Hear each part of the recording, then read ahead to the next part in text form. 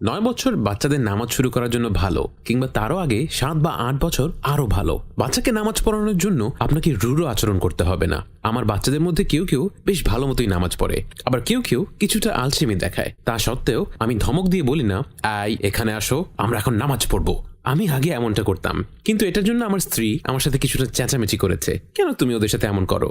তাই এখন আর আমি এই আচরণ করি না। আমি বাচ্চাদের কাছে যেয়ে লেগো নিয়ে খেলি ও বলি, পরের বার আমার সাথে নামাজ পড়বে? তুমি ছিলে না বলে আমার খুব মন খারাপ হয়েছিল। ঠিক আছে আব্বা, পরের বার আমি আপনার সাথে থাকবো। পরবর্তীতে সে নামাজের সময় এসে বলে, আমি এবার ঠিক আপনার পাশেই। আমি তখন এমন করি যে, ইয়ে চলো একসাথে নামাজ পড়ি।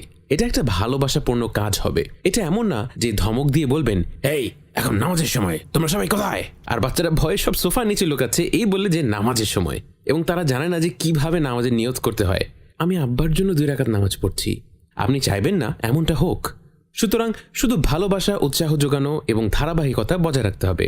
এবং যদি তারা কখনো ব্যর্থ হয় বা আলস্য প্রকাশ করে বা তাদের মন না করে, তাহলে সেটা ঠিক আছে, সমস্যা নেই। সময় গেলে ইনশাআল্লাহ তাআলা আপনি তাদের মধ্যে নামাজের জন্য ভালোবাসা তৈরি করতে পারবেন।